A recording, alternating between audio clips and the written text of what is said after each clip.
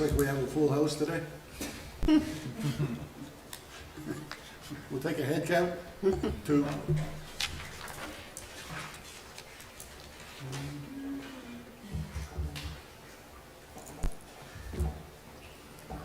Start.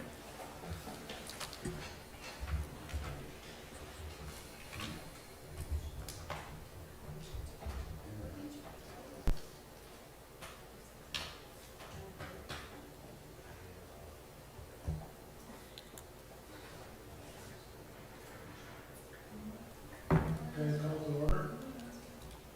Welcome everybody to our town council meeting on March the 8th. Appreciate the crowd. If you don't mind, turn your cell phones off or remote. I'll put my speaker on. Sure. Speaker. I have all systems ready, but I think maybe because of buffering, it's just taking a second.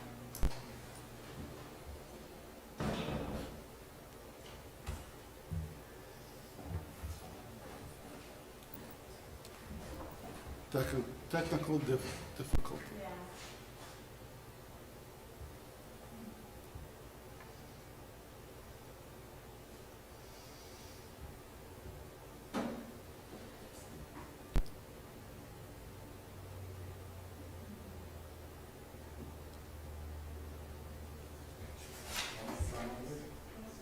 Showing broadcasting, but not getting the camera. Whatever in that.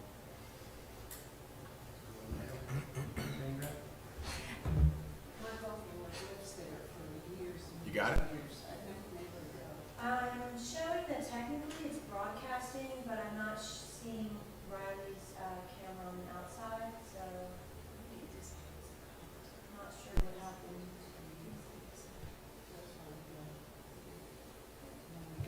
Is it connected? Is it connected? I've got all green lights. I have all green too. Let's do it, Mayor. I think if we don't get it on the front end, I'll grab it from the audio. At worst case scenario, we are there. So. Okay. I need a motion to adopt agenda. Make a motion. All in favor? Aye. Mr. Cyclone, you want to do that? Thank you. David, could you come over? Good afternoon, everyone. Afternoon. Our scripture for today is from Psalm 131, excuse me.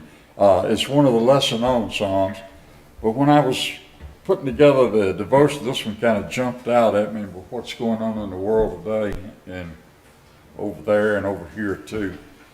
It's, I think it's got a little meaning to it. It said, how God feels pleasant and smiles when his people live together in unity. So it's a little lesson there. St. Patrick's Day next week, 17th of March, I believe Thursday.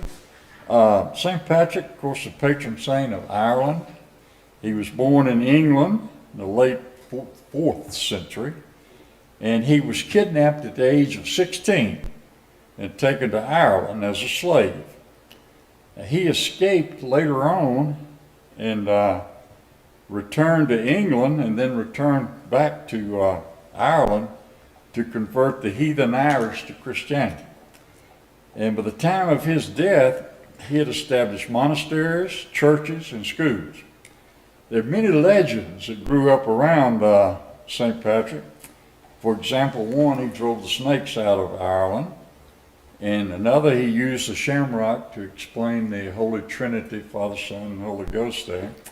But Ireland, he came to celebrate his day with religious service and feast. However, today the immigrants from Ireland all over the world, especially in the U.S., and this day has transformed more from a religious holiday to a kind of a secular, maybe festival is the right word, with large secular holiday revelry and celebration of all things Irish. cities with large number of Irish immigrants often have political parties have been powerful, and they've gotten to the parades. I believe New York, Chicago, and I know Savannah does, will dye the river green. My wife Karen went to school, grew up in Savannah, and she remembers small early elementary grades, they'd bus all the kids down on St. Patrick's Day for the parades and all of this. So it's really a big deal all throughout the whole world, really. But it seems that probably with the immigrants over here, this developed more than really it did in Ireland. And I know I have read, you probably have too, that I believe New York has more Irish in it than Dublin does. So that's something to consider there. St. Patrick, we think of green as being Irish.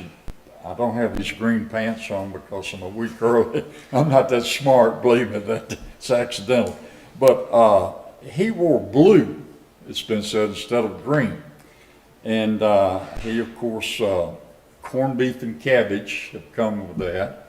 The beer, many times with St. Patrick, is green with it. But all these legends have come out, and they aren't all true. Some of them, the facts about it, even though he's a patron saint of Ireland, he was not born in Ireland. He was born in England, of course, was kidnapped by the Irish pirates that took him there as a slave.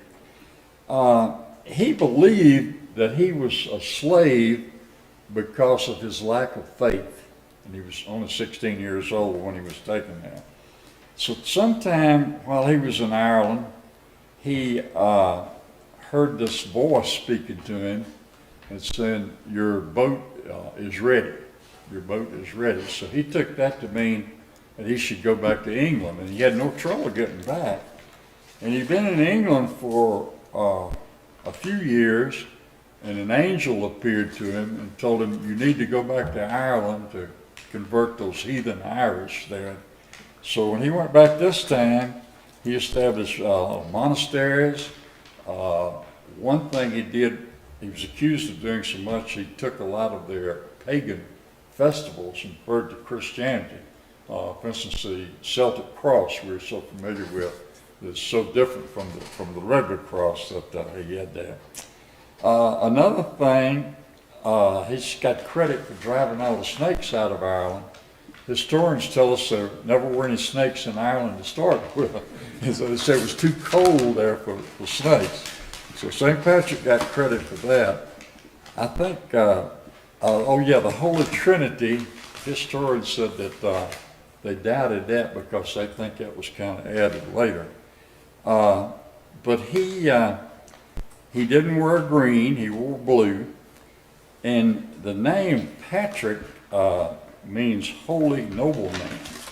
And so in the early days, they would not name any of the little boys born there Patrick because it was considered to be a disgrace to the religion there. Of course, later on, it became probably half the little boys from Ireland, or Patrick, or Padrick, or Paddy, or something like that now. But actually, and I have forgotten what his real name was, but it was not Patrick. It was, I'm sorry, I can't remember what it was. I meant to write it down. So anyway, if you'll bow your heads, please, and join me with prayer here. Lord, we thank you so much for allowing us to come together today. It's such a privilege and an honor to do this because we can't do it everywhere. And we thank you for our little town here that we love. Pray, Lord, you be with Joe, our president, with Roy, our governor, Barry, our mayor, and our town council. And we ask you, Lord, that you bless our military, our firefighters, our EMTs, law enforcement. And we pray, Lord, you be with your children in the Ukraine now and protect them. And we ask you to continue to bless the United States of America and Beach Mountain. Amen. Amen. Thank you. Thank you, Cyclone. Thank you, Sophie. Pledge of allegiance.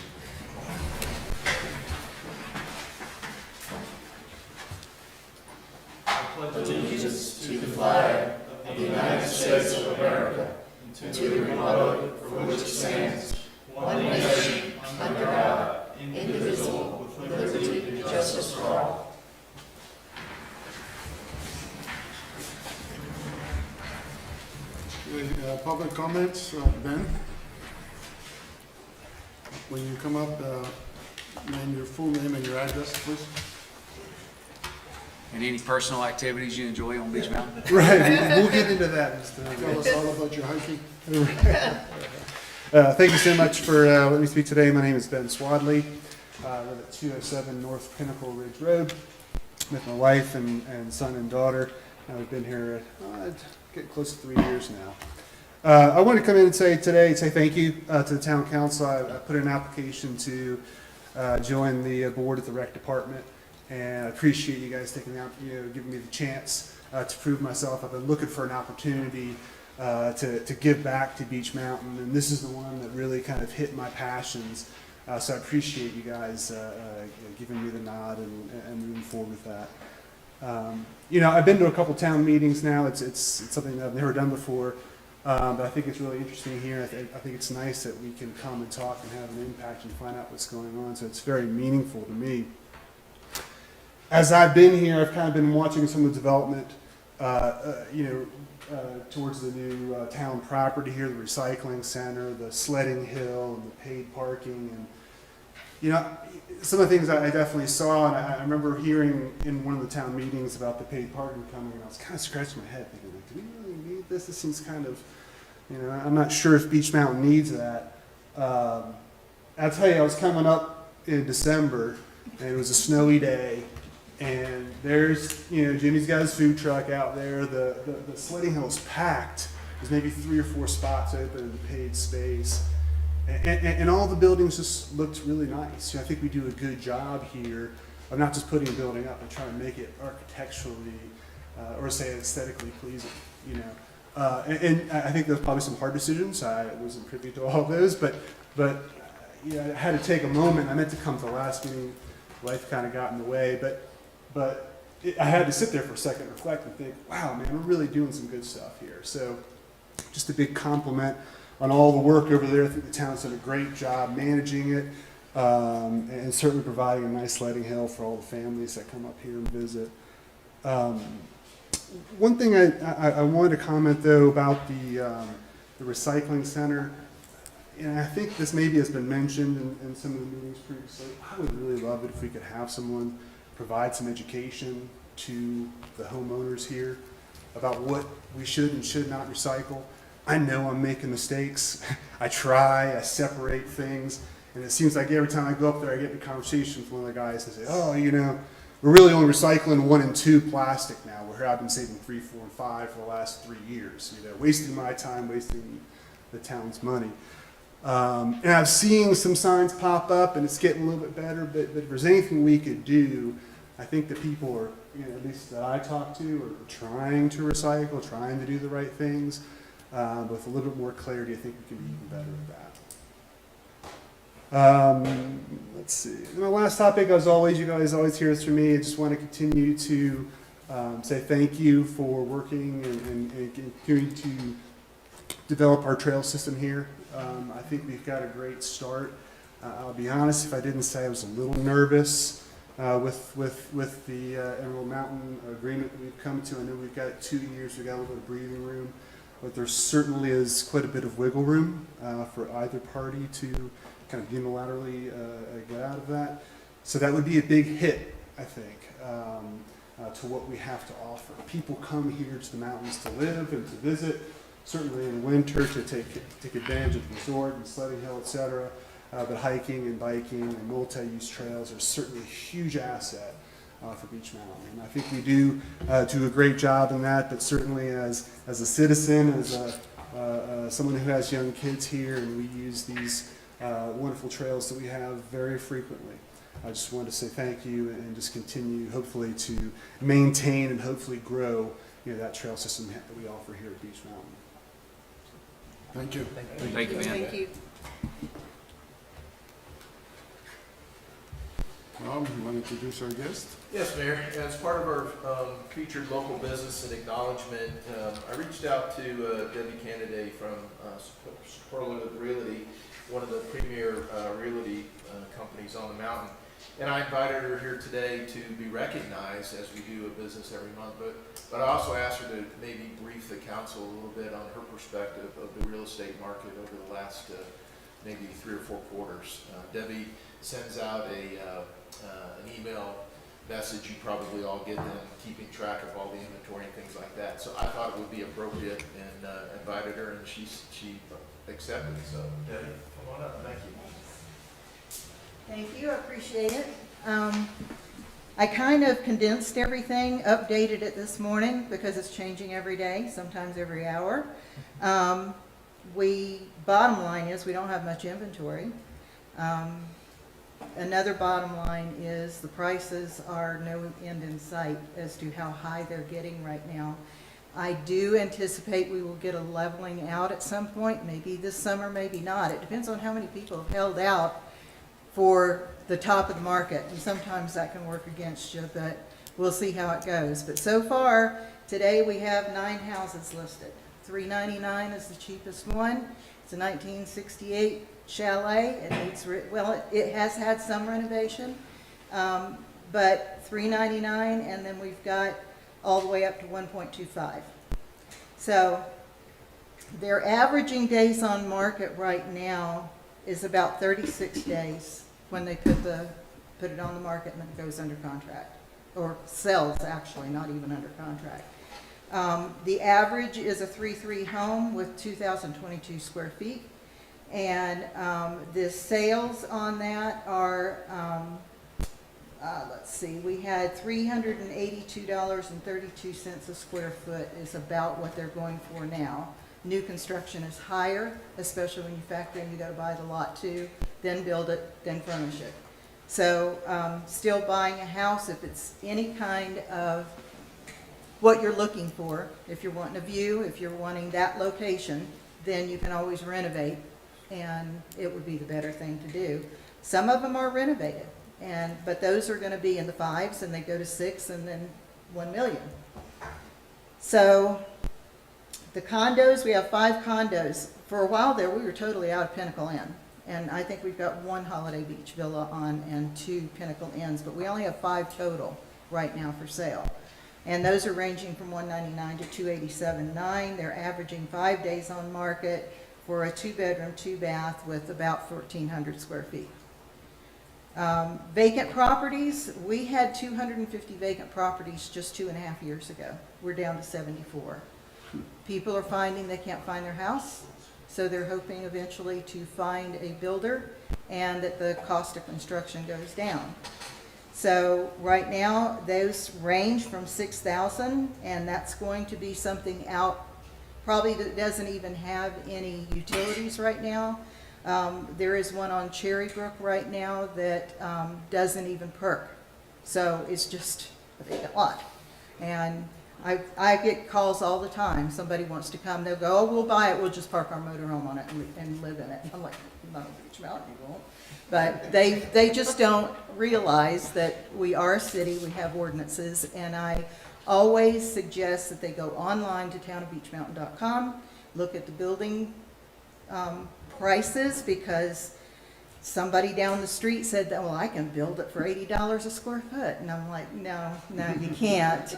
And they insist, and then they get them under contract, and they go, oh, we can't do this. So they have to go back to the drawing board. So, and that was 5 years ago. But I also asked them to look at the ordinances as well. Know we have a tree cutting ordinance. Know that you have setbacks. Know that there's things involved. So familiarize yourself with the building process and the rules before you get involved in it. We still have some builders up here. I was able to get 2 clients, a builder that's going to start in the spring. I don't know how many building permits are out there right now, but everywhere I go, I see building, which is good. I think it's great, but I'm concerned a little bit because of the water situation. Are we going to reach a point to where we're going to have a building moratorium because we can't supply everybody with the water that we have right now? And there's a lot of building lots out there. The other thing that I'm concerned about might be a rumor, and I can confirm this with anybody that may have heard about it. we have several streets right now where no building has been done yet. No homes have been built. They're used for hiking trails, basically. I heard that the town can only maintain so many roads, and those roads are left where they're not being maintained right now. And I heard that the town may vacate those roads. That would be very important for us as realtors to know, because I don't want to sell a lot to somebody if it's going to be vacated in the future. So I would like to clarify that. Under contract homes, we have 15 homes that are under contract. Those are averaging $687,000. And they're 5 days on market that they've gone under contract. That's the average. If we look at those, that's the $382.32 a square foot. As opposed to a year ago, it was $230.47 a square foot. We had 29 houses sold last year this time for the 90-day solds.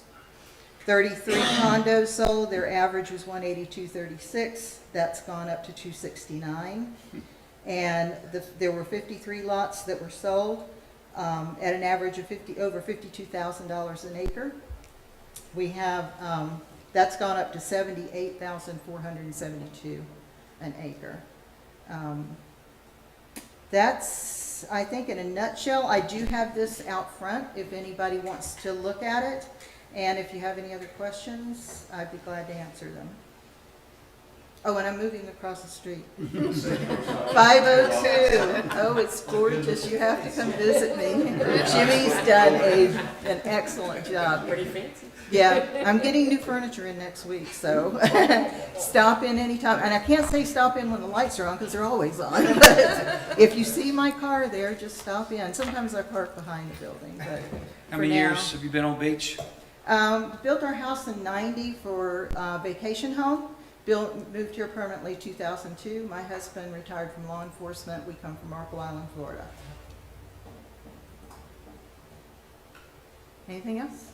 Thank you for the education. Well, you already knew it all.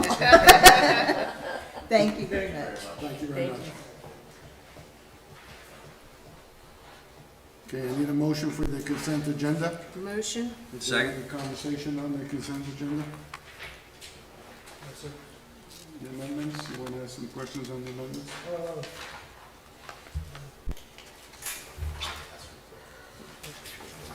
You have any questions on the amendments? On the amendments? You would explain the $80,000 for the tow truck, and then also the $13,000 transfer to the E911. Those were the two questions I had. Obviously, I know we bought a tow truck. I'm aware of that. Well, let's do the tow truck first. Last month I came to you and we talked about purchasing a tow truck and assigning it to the police department, and I Yes, sir. promised you I would bring you a budget amendment to justify that and make it legal with our auditor. So we're culminating that process. The tow truck has been purchased, it's being upfitted. Actually, in my report today, we've used it already, put it in service, and we garnered a little revenue. So that $80,000 is a budget amendment to not only cover the cost of the truck, but the upfitting of it, so that we can assign it to the police department. That's what I thought. Okay. The $13,757, that's a transfer from the E911 Emergency Telephone System Fund. If you recall in your budget, in the very back, the very smallest fund is our E911 fund. And those dollars come from the state through everyone on the town paying, I think it's 50 cents a month on their telephone bill. Those funds come to us they're restricted in what we can do, but it has to be in operating our E911 system. So this revenue that we show in this particular case, it's an expenditure, balances that out and shows that we received some funds in from 911 and we spent them that wasn't already in your budget of the $13,757. Yes, sir. Understood. Thank you.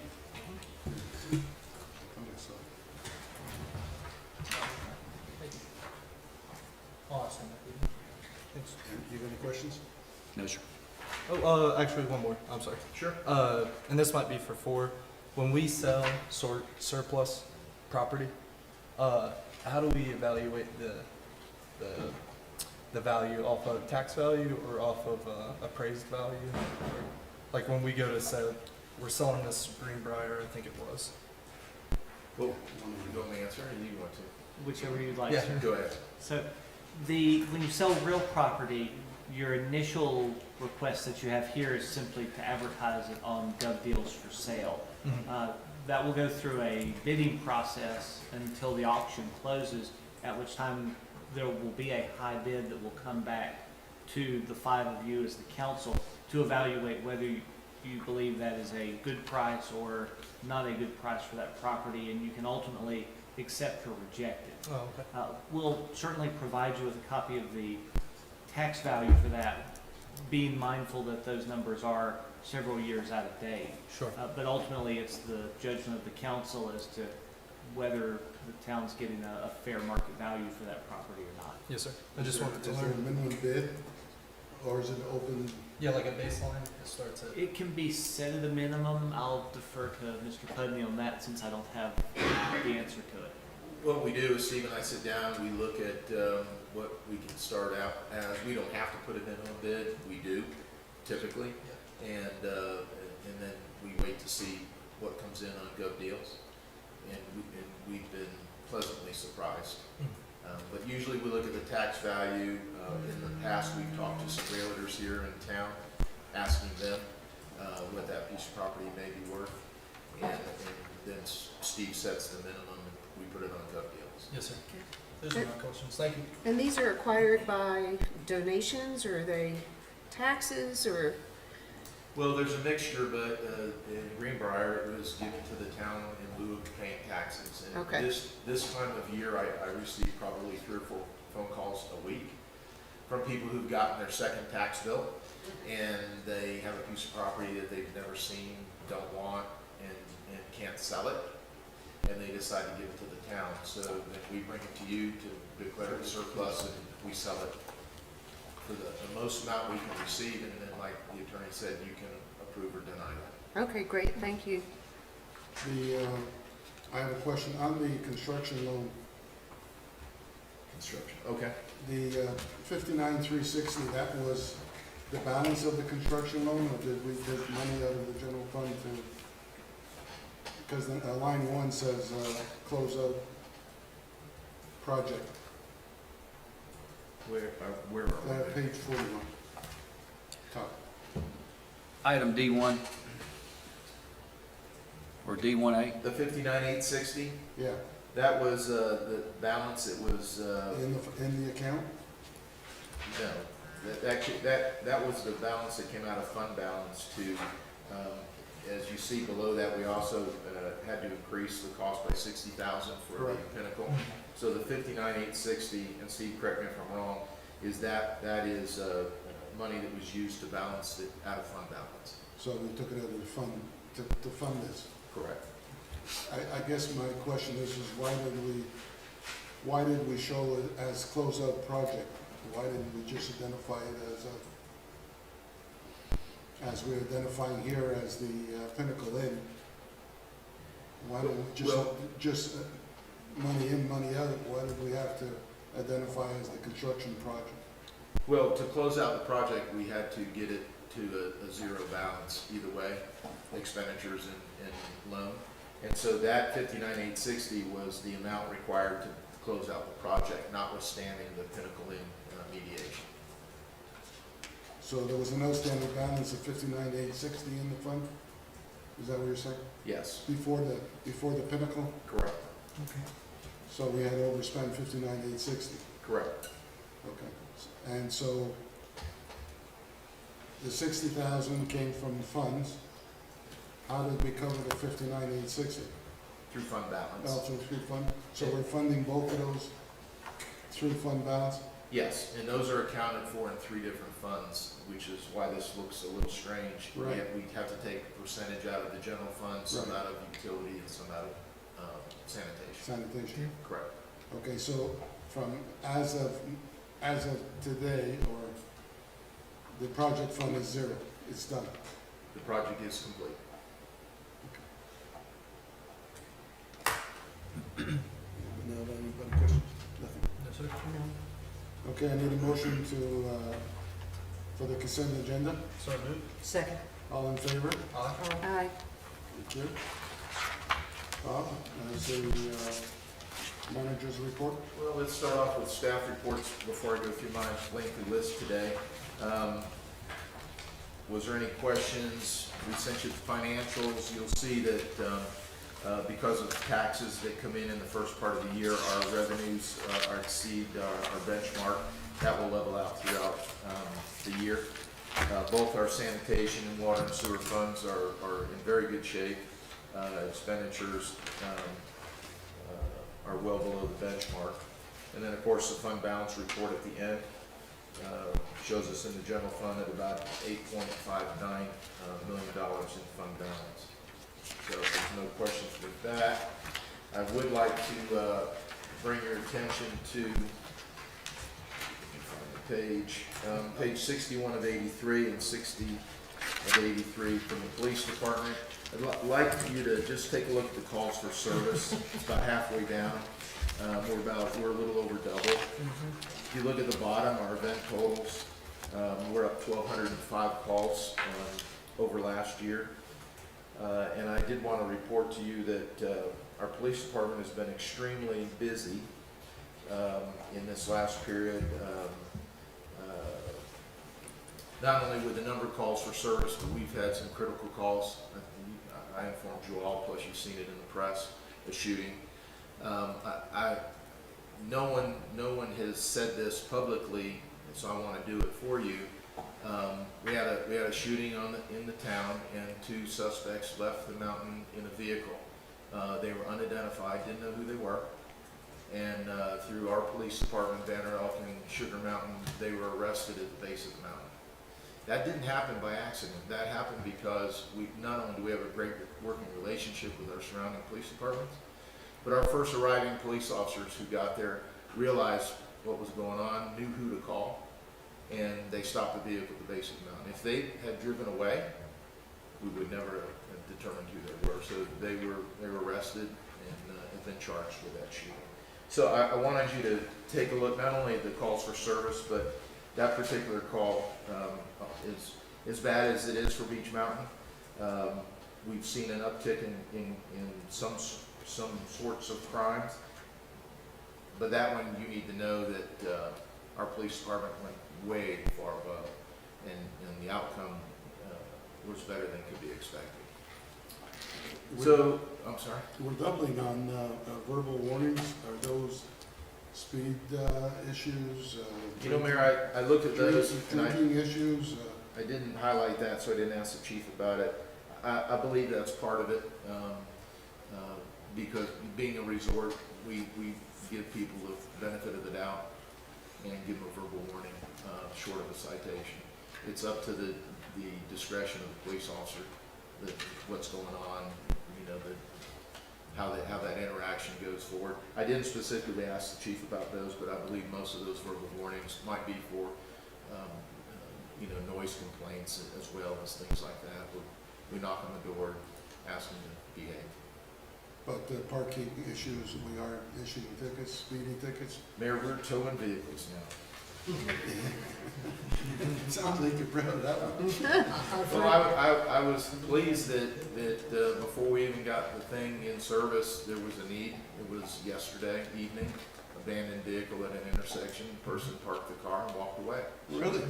And we couldn't find him, and so we towed the vehicle, impounded it, and the gentleman came by today and paid a substantial fine and to get his vehicle back. Did we send him a thank you note? I did not. My understanding is that Sugar Mountain has already asked to borrow our tow truck because they're envious. Rental fees. We'll have to look at that. If you look at page 64 in the Parks and Rec report, I'd like you to look at the total monthly revenue of $11,196. Look at the bar graph for February as compared to the same time last year, or compared to last month. I'll talk about it in just a minute. We've had a number of pre-registrations for summer camp that boosted that figure, but we've also the rec center's been wide open. And we've seen a tremendous increase in revenue, so that's an important highlight. If you would, look at page 68. Debbie spoke about building permits and building on the mountain. Our fiscal year to date, in permit fees, $240,722. If you look at the graphs below, you'll see that building permits are up, as well as our inspections. If I could just, I'll remind you that this time last year, you approved an additional full-time building inspector who has proved to be invaluable in keeping up with all the building that's going on out there. And our code enforcement is being ramped up, and we're actually out there getting to every job site, getting things done, getting it cleaned up, making sure they're built properly, as well as doing some of our code enforcement that had flagged before, so I thank you for that. Last one, well, no, it's not the last one, page 73, TDA report, highest month ever, $212,974 in net revenues to the TDA for the month of January. Almost $4 million in gross revenue, rental sales on the mountain. So in January, as you know, the mountain was very full, and the TDA had a banner record income for the month.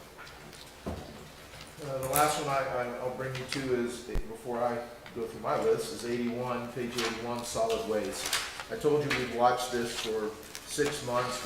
We're into our 6th month on solid waste. We're down, same time last year was about 142 tons of solid waste. We're down to 70.5 tons of solid waste. I believe we've seen the trend. It's trending through the last 6 months. The commercial dumpsters have had a tremendous impact, as well as the twice-a-week pickup and bare bins. We're controlling our solid waste better than we were before. So I think all those are very good trends that we're following. COVID update, all the county mandates as of yesterday have been lifted.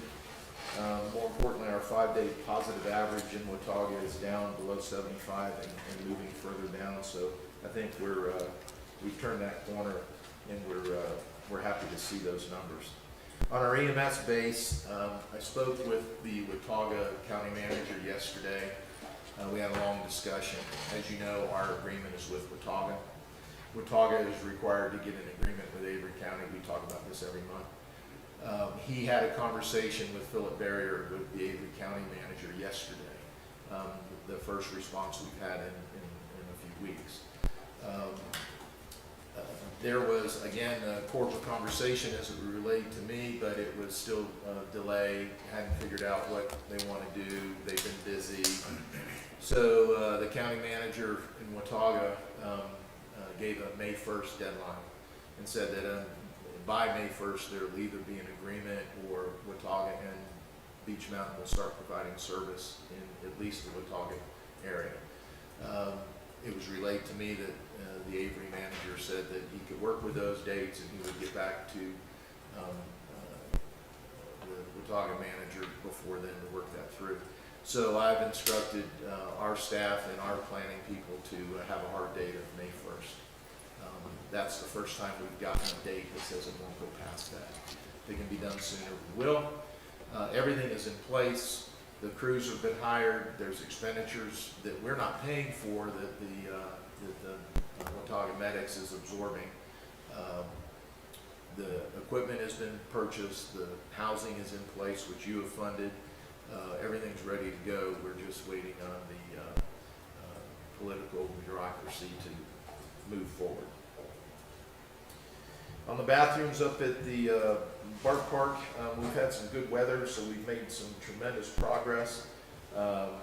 We should have that finished by the end of the month in operation. I've asked Parks and Rec to plan a dedication and ribbon cutting for not only the bathroom, but the parking lot and the new sledding hill. We haven't done any of those. We'll combine them to one event, and we'll do that around the 1st or 2nd week of April. And I'll get a date out to you, and we'll get that put together. Our wayfinding signage is underway. As most of you know, we built a mock-up down at Lake Coffee and invited you to take a look at it. There was some comments, both pro and con. We've reduced the size of the signage and modified the planks and how it's to be done. So we appreciate your input on that, and that project is moving forward. I've got the planner working on a local bill in the state legislature for their short session, which they haven't set the date yet, when exactly that session will occur. But that local bill is a request for a town permission to have a tree ordinance and regulate tree cutting in the town. As you may recall, we talked about this last summer. The state had decided during their budget process that towns that didn't have a specific legislative authority to regulate trees were going to be banned from doing it. And we had contacted our representatives in both Avery and Watauga, and they had promised that they would, shepherd a local bill through. So we're preparing that and getting that to them so we can get on the short session. I've asked the planning board to look into a business license in the town of Beech Mountain. Currently, there is no business licensing in the town. More importantly, I wanted them to discuss including short-term rentals into that process. Those are businesses, and if we license them, there is some ability then to monitor them, regulate them, know who they are. And I asked the planning board to look into the ordinances in Banner Elk, which have a similar licensing program, Blowing Rock and Boone. So I instructed the planning board we'd like to have that report back to you by July 1st, and we'll see what comes out of it. But I think it's the next step in trying to get a handle on our short-term rental business. Chief, does that include Airbnb and VRBO? It would.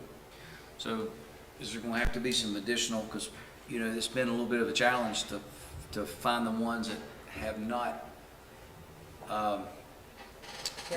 registered, thank you, I was gonna say recorded, registered with the town.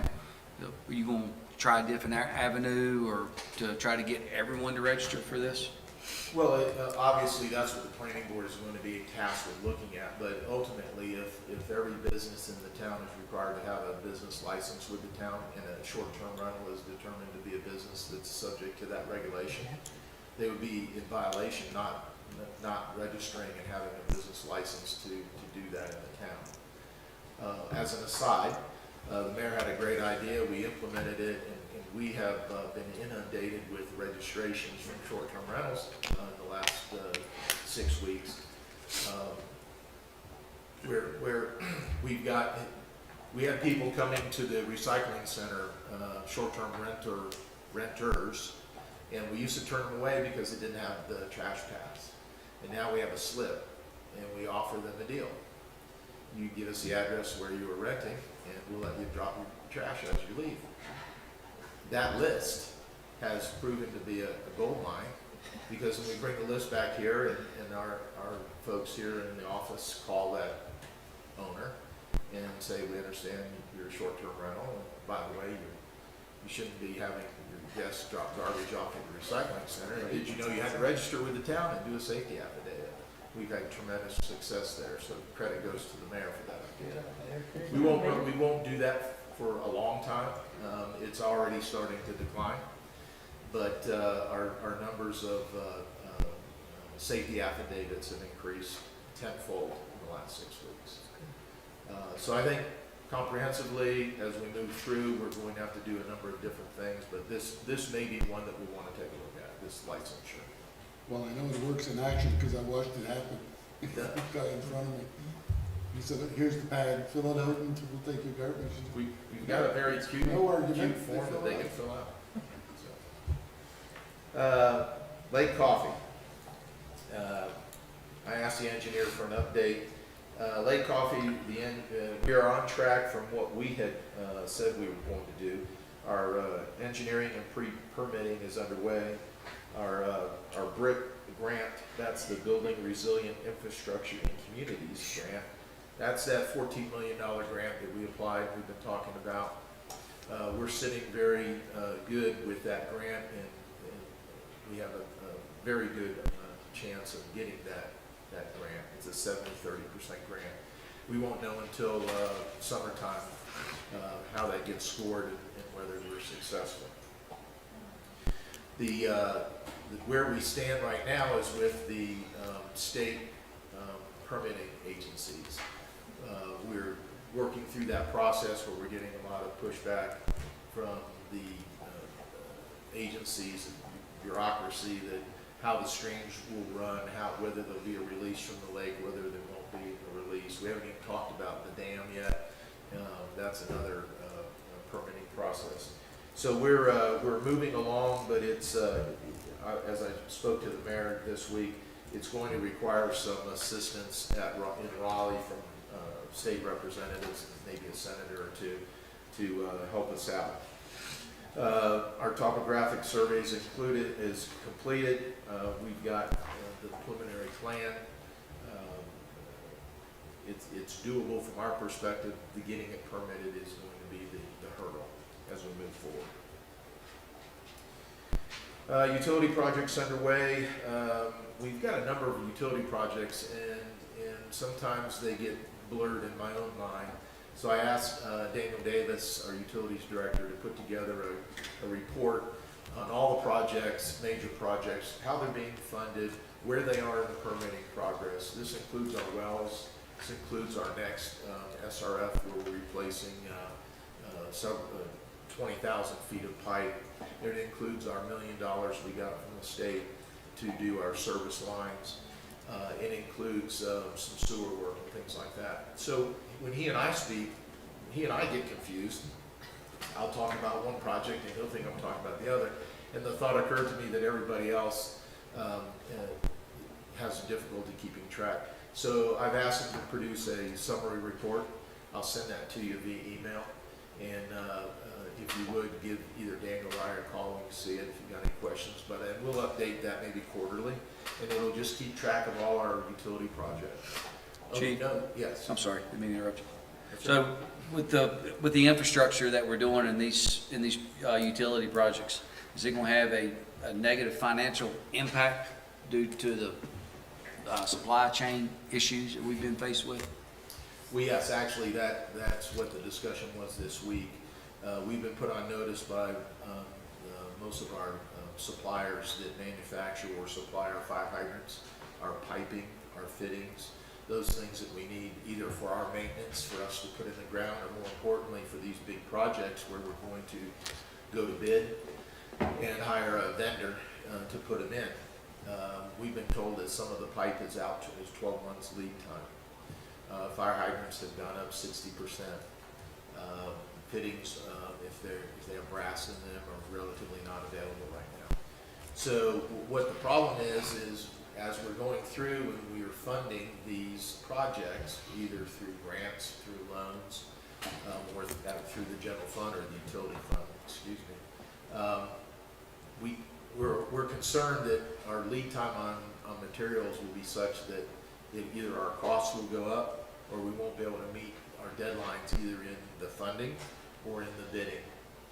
So that's why this report is important, I think, for all of us to be on the same page so that we know what project we're speaking about, and more importantly, where it sits, what the next 5 steps are, where the money's coming from, and what we see as the hurdles that we've got to maneuver around to get through. As you know, we've got a lot of utility projects in the works.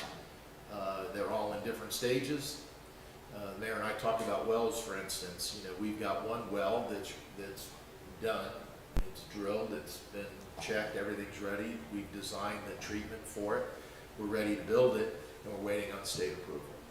So while we're holding on state approval, we can't send it to bid, and therefore we can't lock in our prices. And as you look at the economy today, you know, prices today are different than tomorrow. So those type of issues, I think we all need to get up to speed on, and we'll keep you informed and up to date as we move forward. One more question, Chief. This is kind of a double-edged sword because there's a lot of infrastructure projects that are a necessity. However, are there any projects that need to be put on the back burner because of the increase of raw materials and just the additional costs that we may be able to postpone it for 6 months, a year? Or any pros and cons to that? Well, you know, it's, anything can be done. We can, and we may be forced to have a delay in projects. I won't say postpone. I think we should keep moving forward. None of those projects are wants. They're absolute needs. Sure. You know, if we don't solve this potable water problem for the town's going to have problems maybe sooner than later. So the wells, for instance, that we've got to get those as soon as possible, and those are probably 3 years out. So I don't know what the economy is going to look like in 3 years, but I know that getting through the permitting process and getting through at least getting to the bidding process, I think we need to continue. When we get ready to bid, or when we get bids and we see what the financial impacts are, then we bring them to you, and you decide what's important and what isn't. I believe all of them are critical on infrastructure to the town, but ultimately the decision is yours. When we bring you the project and to award the bid, you'll know what it costs, what the lead time is, and you know, that's why you get paid the big bucks. You tell me what to do. So if it's if it needs to be delayed, either financially or due to supply chain, then that discussion will have to be had. But I really think we should continue.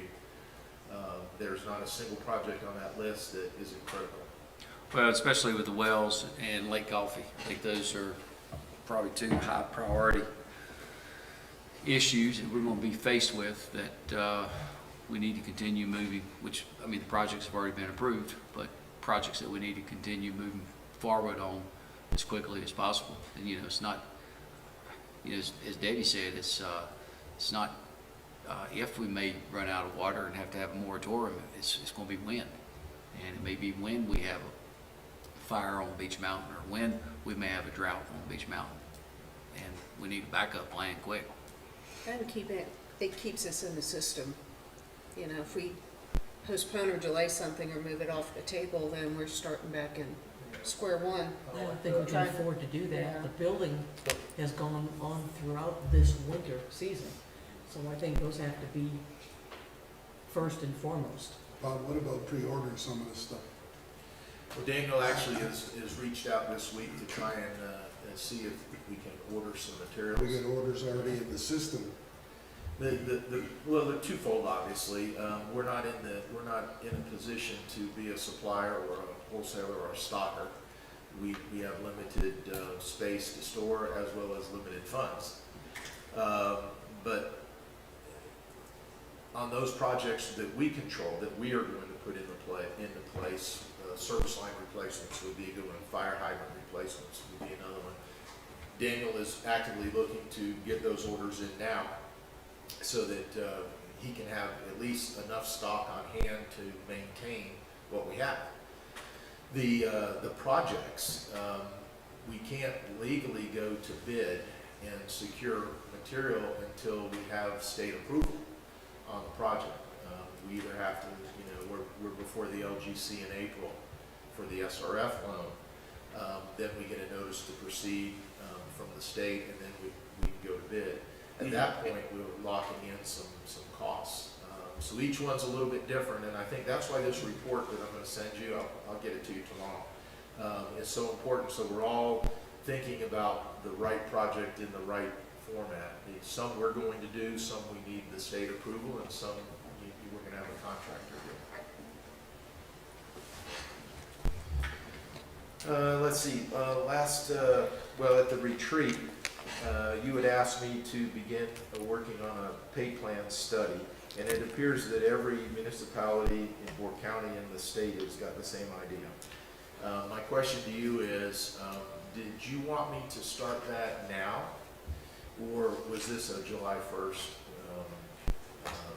exercise we want to do? And there's a couple reasons. One, the economy is such that the people who do this are busy, and they'd like to know, you know, if you sign up with us now, we can get it done by, you know, 3-6 months. And more importantly, not more importantly, with the economy, pay plan that we produce in the next couple of months Good change. is going to be possibly, you know, not very valid 6 months from now. So Steve and I we debated this back and forth, and I got directions from you to do it, but I really didn't know if you wanted it in the July 1st, 2023 timeframe, or were you looking for me to get this done fairly quickly? My opinion is labor in good health is at a premium and hard to come by.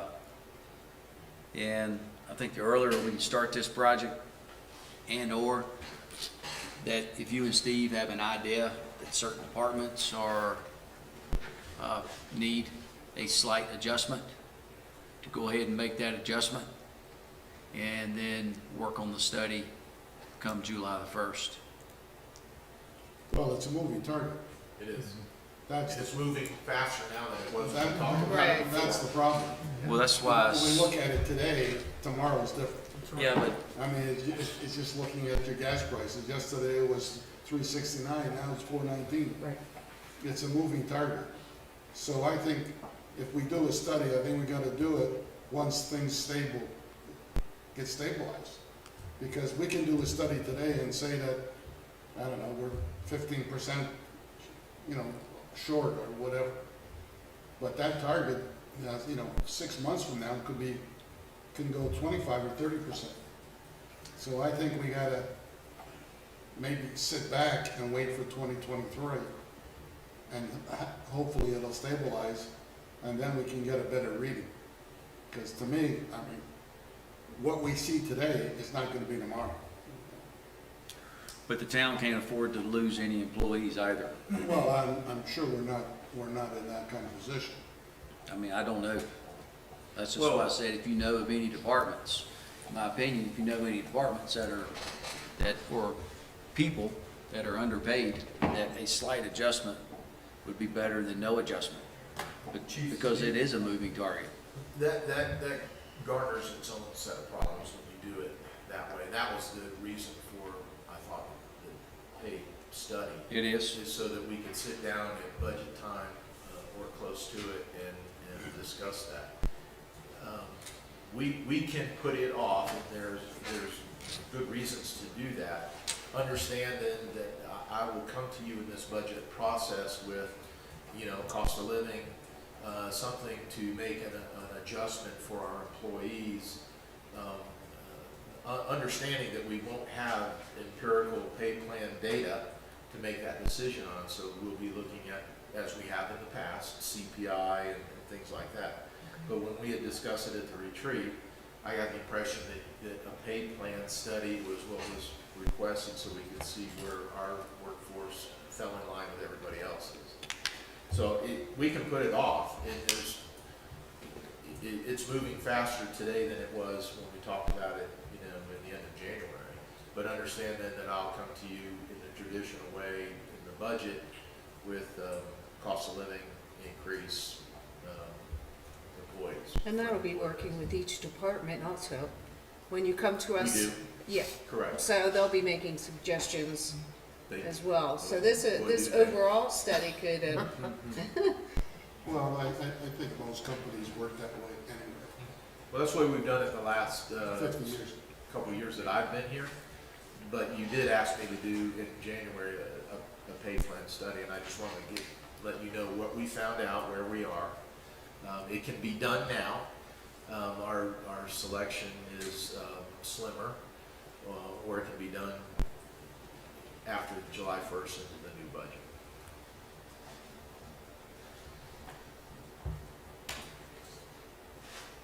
I think the information we're gonna get now is gonna be mute Well, that's what I'm within a couple of Totally months. different, totally different. Yeah, and we're sticking with the budget plan, so it's not like, where any employee would be left out. right.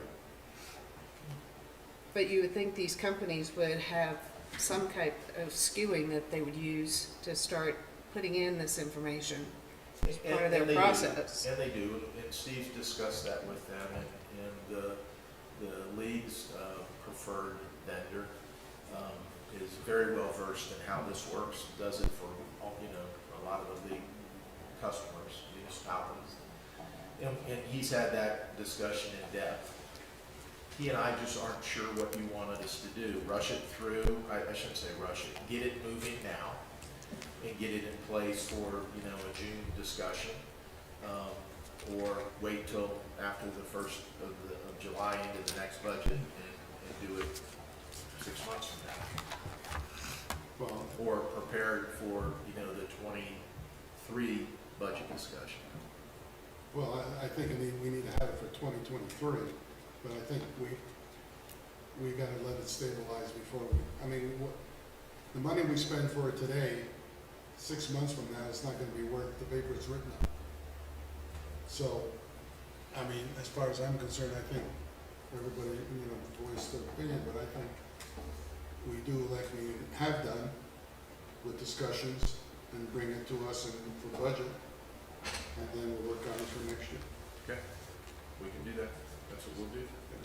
I voiced my opinion and I whatever think you I guys agree want with to do. Wagner, but I agree with both sides. It's definitely a moving target, and it's rapidly going up. I think the question maybe is the morale. Are the employees happy where they're at right now, or do we have any guys or girls quitting over and moving over to the next town? Well, the manager's gonna tell you that the workforce is extremely happy. And they're really happy with the management structure of the town. Of course. So I'm not gonna fall into that trap. We've had two, Where'd they go? one went to Tennessee DOT, and one went to a private trash hauling business. Did they say why? Yeah, it was better money, better benefits, better opportunity. Both were heavy equipment operators. But they didn't, I shouldn't say I'm not gonna tell you what they left for. That's what they told me when I asked them, and they're really good people, and I don't think they were unhappy with the town or with the pay or the benefits. They had a better opportunity, and they chose to go that way, and I applaud them for that. Sure. So So now the question becomes, how many of those can we afford to lose? well, we can't, because we're tight anyways. The question really is, and my next item, I'm gonna talk to you about Parks and Rec. The question really is, there aren't replacements out there. I can't find CDL heavy equipment operators to come to work. Yeah. I can't find summer camp counselors to come to work. So, but I don't know that doing a pay plan study in the next 3 months is gonna solve that. Well, it shows we're being proactive to the employees, that we're not just looking the other way. Well, no, I don't think either way would send that message. Okay. I think, and I needed the clarification, and I'm sorry if I brought this to the forefront because I didn't understand what the timing was.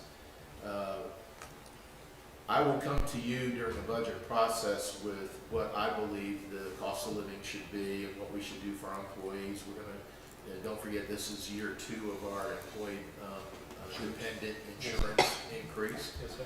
All that's being baked into the cake, and Okay. we'll bring that to you.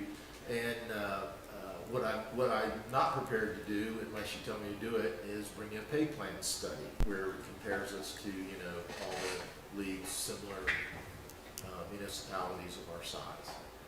And if that's okay, then we'll take those marching orders and we'll have you a pay plan study for 22, 23. Well, it's not like that we've got employees that are at the floodgate looking for a position.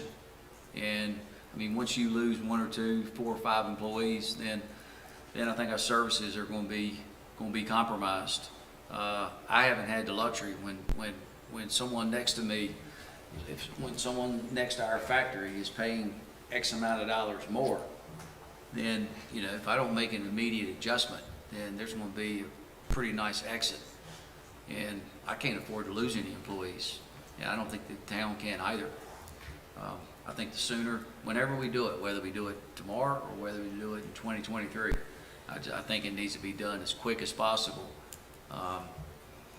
And then also let the employees know if it's going to be an extended amount of time.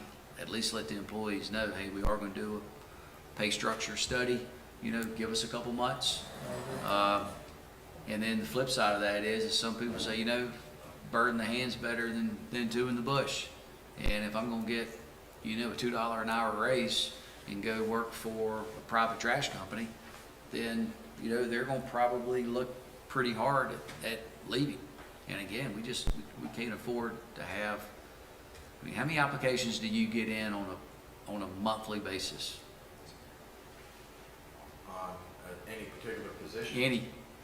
Very few. Yep. Well, Thin. yeah, it's very thin. But that's a national situation. It is. Yeah, It's not- yeah. it's I mean, not that's just us. ongoing. It's Yeah. not unique to Beach Mountain. No. It's a national situation there, where people, a lot of people have now decided to work from home or change type job positions or, what they, kind of work they want to do. So that's a national It issue. is. We're not gonna, as a town, and I'm sure that you as a town manager, you're not gonna, when you sit with your employees, you're certainly gonna relate to them that we're competitive with everybody else, and we really don't need a study to come across with that. I think the employees are more interested that we're listening and that we wanna be competitive. And the fact that if we say, well, Banner Oak is paying $9 an hour, and our study says we're paying 11, then, hey, we're giving you a hell of a lot of money. They're not gonna care about all that. I That's mean, true. the fact is, if somebody next door is gonna come pursue them, if somebody wants to offer another $20, $25 an hour more than us, at some point, you have to say, thank you very much. And even though it hurts us, They're gonna go. but there's a limit to where we can go to. Each department, each paid person has a level of what high and low is. And if they're at the high, you wanna pay, dishwashers $15, $18 an hour, what are you gonna do? I agree with Widener's sense of urgency that we can't afford to lose anyone because we don't want our people shopping. Everybody knows they talk, they look, they read the paper, they're looking at the cost of what it would be if they happen to live in Tennessee to save the trip up the mountain to be able to save some money, especially with what's going on. But Chief, the departments they're talking to you, the department heads, so you basically, without having an urgency to do a study right now, because we know things are gonna change tomorrow, you've got communication from them of what their folks' concerns would be. So when you come to us with budget, we'll have more information of what they feel their needs are. Absolutely. Okay. And I don't believe the employees are that enthused about a pay plan study to begin with. Yeah. It's a budget tool, is what I understood we were talking about. So, I don't have a problem putting it off. I wanted to make sure that I wasn't not doing what you wanted me to do when you needed it for budget. I plan to come to you in budget with a cost of living increase that reflects something we can measure for our employees. As you know, our benefit package is always being discussed, both in public and here, and we'll review that as well. We are increasing our dependent care this year. It's year 2 of 3. So, all that gets baked into the cake, and then, what is it we can afford? All that has to be debated. I just wanted to, and I'm sorry for having such a long conversation on the pay plan. I just wanted to know if you needed it before January or July or not, so. And We'll put it off? Is that what I hear? it's not that we're competing with other towns. We're competing with the private sector. Sure. And I'm not saying that we have to have the same pay rate as the private sector, but my point is that we need to be competitive, and we need to be competitive as quickly as possible, so we don't lose employees, however you guys want to get there. I agree. Yeah, good I employees. agree with that. Just for clarification, what would be the difference between you coming to us with cost of living and suggestions and this survey? Is the survey just for informational purposes? Well, typically, the pay plan does exactly that. It takes every position, every employee's position, and it compares them to peers in other governments of our Okay. size. And it says that a person with this responsibility should be in this pay range, and that pay range should have these numbers. Okay. And hopefully, most of our people are in, Right in those that. pay ranges, and then we're good. There usually are some that are either high or low, and then you're faced with, what do you do? Typically, it's a lot easier to raise your lower employees up to be competitive, and then your higher employees, you usually just hold their increases until you catch up. That's in a nutshell how the Okay. pay plan works. On a cost of living basis, there's a number of indices that say, CPI is X amount percent, and you need to make this to stay whole. And there's always a discussion about which index you use. But those are usually across the board. So the people who are making low in their job compensation get the same percentage increase cost of living as the people who are in the high. So we didn't correct any compression, and we didn't correct the highs and the lows. What we did is we kept everybody with cost of living equal. Across the Their board. dollar is still worth $1. So Okay. that's the two different process. And we probably need to do both anyways over a period of time.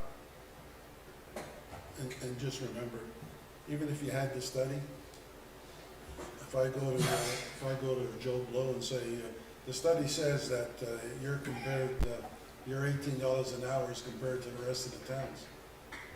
They don't care about that. The guy's caring what he's got to pay his bills on Yeah, Friday. that's the paycheck coming in. Right. Yeah. So the study is really for our purposes Right. when we're looking at it. But when he sits down with the employees, the study is irrelevant. He knows what he's got to do to maintain the employee and maintain our sales force, our force, Workforce. as happily as we can. All right, last thing I've got is Parks and Rec.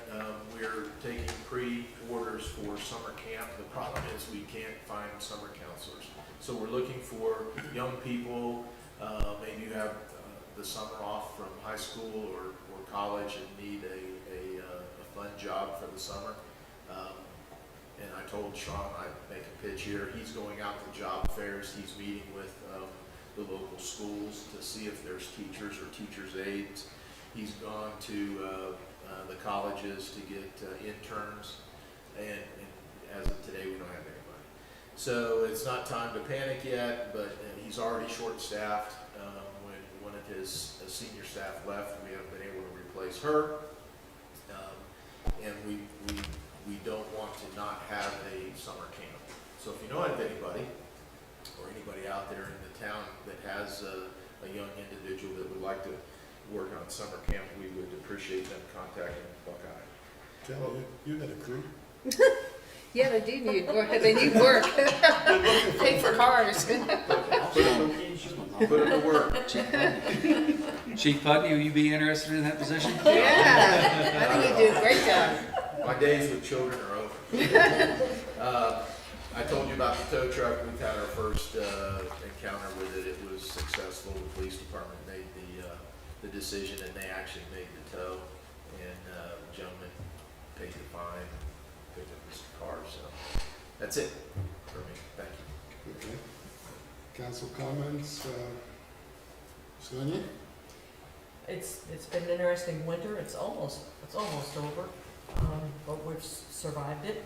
I don't see anything slowing down anytime soon, but this is a good time of the year when we kind of get to breathe a little bit. I heard someone say today, we get to breathe a little bit before the next barrage of season comes. But I just want to commend our police department because they've done a pretty amazing job handling the traffic this winter. I'm amazed that they do what they do, and our employees do what they do, and are very polite and handle any and all situations. very eloquently. And I also believe that that all goes back to our town manager. The employees that I've spoken to are extremely happy with the way things are functioning. The only thing I heard the other day was, in the excitement of everyone with the new sliding hill, we have lots of folks from Pinnacle that walk down that sidewalk, and they were noticing that those beautiful trees have been planted strategically where that sidewalk happens to be, and that when they were blowing snow, they're tilting the new trees over. So they're picking snow off the trees and said, maybe we can not have trees there or move the snow machine someplace different. And I said, well, you've got limited access and those are new trees. I said, so, we're trying to do the best that we can to make it look aesthetically as nicely as we can. But, yeah, I'm pleased. I'm amazed, and I know you are too, at the building that we've seen going on through the winter. I don't ever remember all the years coming up here seeing that. Life usually shut down in the building aspect. They're building through all weather. And I don't see it slowing down at all. So, thanks to Chief for keeping our employees all intact and keeping things moving. Mr. McCarty? I thought it was cool that the parking lot made $25,000, if Yeah. I read that right. We're a little ahead of that now. Really? Wow. That's cool. Yeah. So, made a property income producing that was just sitting there, so. And then, to Ben Swadley's comment, I'd like to see in the utility flyer, a, educational flyer that kind of bullet points some easy tips for recycling. It doesn't have to be A to Z, but if we can do half of it this time and in a couple months, send out another one. I know it was really effective. We sent out like the grease goblin, like where to pour grease, where don't pour grease. And Right before summer residents. yeah, I think it helped. And that's all I had. Mr. Wagner? Ford didn't say anything today. Does that mean we get a discount on his services? Well, he came a half hour early, so. Oh, no. But he did tell you how to sell surplus properties. That's right. He I earned, apologize. I'm sorry. he earned his time, right? It's usually a good sign. The quieter I am, it means the less problems. This is true, this is true.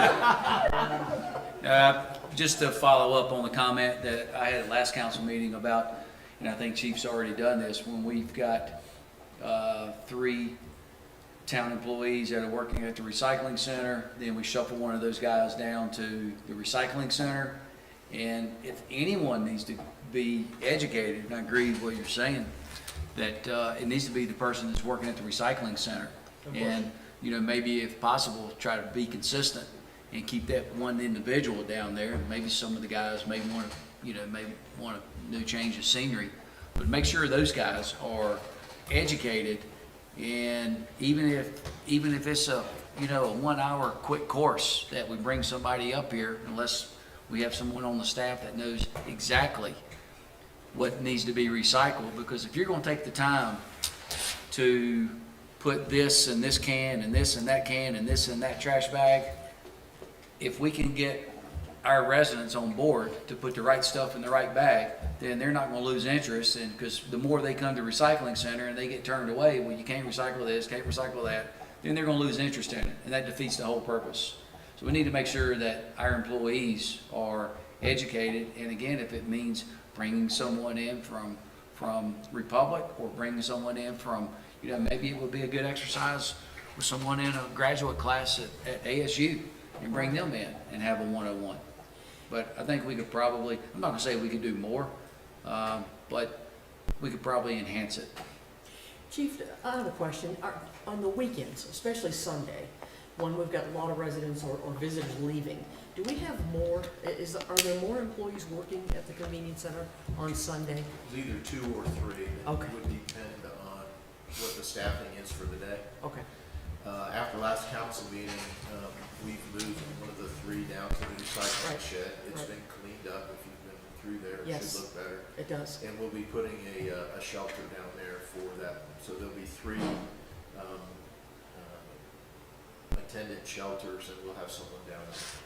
And no problem getting everybody up to speed. We've we've had the Watauga landfill recycling person here to meet with us to improve our load, recycling loads so that they don't get contaminated and dumped.